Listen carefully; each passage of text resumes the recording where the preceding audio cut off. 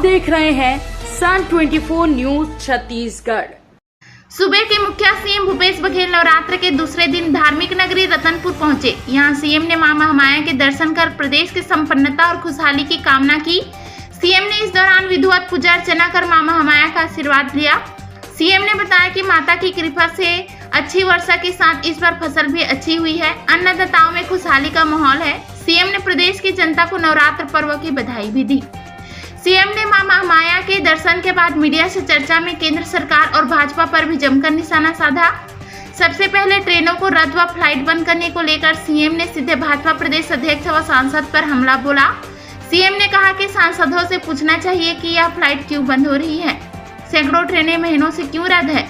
सौभाग्य के है या दुर्भाग्य, यहाँ के सांसद प्रदेश भाजपा के अध्यक्ष भी हैं, लेकिन सभी चुप हैं। केवल राज्य सरकार के खिलाफ बोलने के लिए इनका मुंह खुलता है। महंगाई, पेट्रोल, डीजल, गैस, बेरोजगारी, भर्ती के मामले में इनका मुंह बंद रहता है। आगे सीएम ने उड्डयन मंत्री सिंधिया पर निशाना साधते हुए कहा कि मैंने पहले कहा था एयर इंडिया के महाराजा और ये दोनों बिकाऊ हैं, तब से वे बहुत ज्यादा नाराज हैं, लेकिन इसका बदला उन्हें छत्तीसगढ़ की जनता से नहीं लेना चाहिए। आगे सीएम ने कहा कि राहुल गांधी की भारत छोड़ो पदयात्रा की वजह से मोहन भागवत मस्जिद और मजार पहुंच गए हैं। नफरत छोड़ो और भारत जोड़ो का व्यापक असर पड़ रहा है। हमारे देश में नफरत का कोई स्थान नहीं है। अनेकता में एकता हमारे देश की ताकत है। भाजपा केवल समाज और सत्ता में जहर घोलने का काम कर रही है।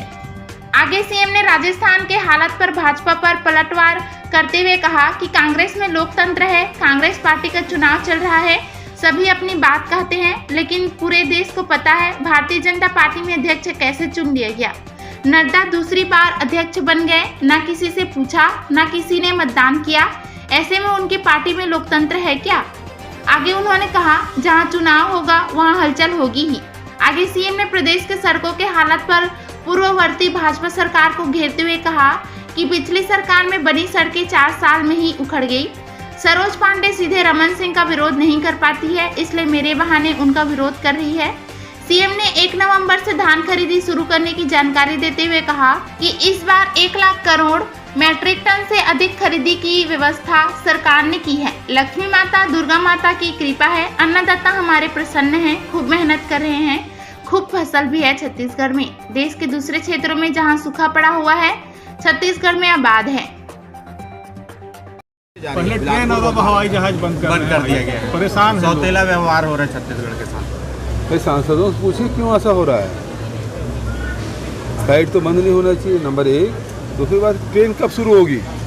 सांसद क्या किस लिए होते हैं? सत्ताधारी सांसद है, उसकी आवाज़ सुनाई नहीं दे रही। और सौभाग्य कहिए, दुर्भाग्य कहिए, वो प्रदेश का अध्यक्ष भी है भारतीय जनता पार्टी का। वो चुप क्यों है?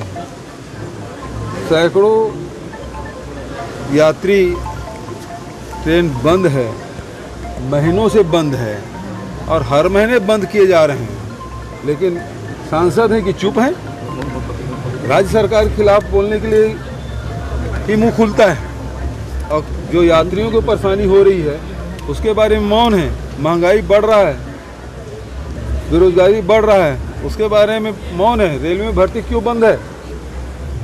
महंगाई आसमान क्यों छू रहा है? पेट्रोल और डीजल के भाव, जब क्रूड ऑयल की कीमत नीचे गिर रहा है, पेट्रोल और डीजल के भाव क्यों बढ़ रहा है? रसोई गैस की कीमत क्यों बढ़ रहा है? सांसद जी क्यों नहीं बोल रहे हैं इस मामले में? क्या